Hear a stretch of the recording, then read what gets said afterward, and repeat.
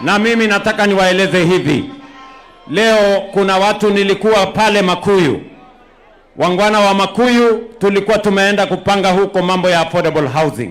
Pia wakaniambia nipange mambo ya masomo ya watoto wao.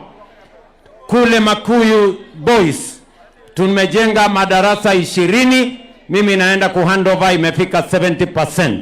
Tumejenga madarasa mapya ya shule mpya ya inaitwa Ndera, ninaenda kupatiana.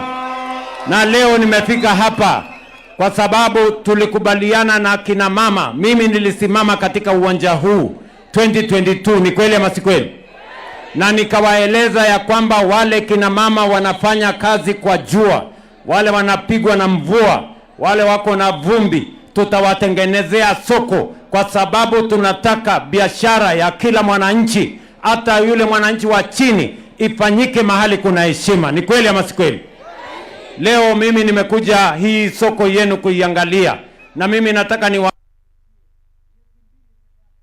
kuhandover hii soko ili wamama wa hapa wafanye soko, wafanye biashara. Mahali kuna usafi, mahali kuna storage, mahali kuna cold room, na mahali biashara yao itasonga mbele kama ya Wakenya wengine wote.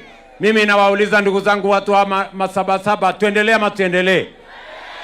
Tuendelee ama tuendelee? Hii soko hapa, si niliwaeleza mambo ya bottom up? Sasa niwaulize, wale wamama walikuwa wanafanya kwa vumbi hapa. Nimeongea na mama Grace, ule ambaye anasimamia wamama wa hapa, si ndio?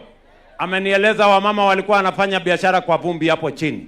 Lakini leo soko ndio hii, soko ya gorofa. Kufikia mwezi ujao, in 2 months, watakuwa wanafanya biashara mahali iko cold room kwa gorofa. Hiyo ni bottom up ama si bottom up? Tukitoa wamama kwa vumbi hapa tuwapeleke kwa gorofa, si ni bottom up? Ni kweli ama si kweli?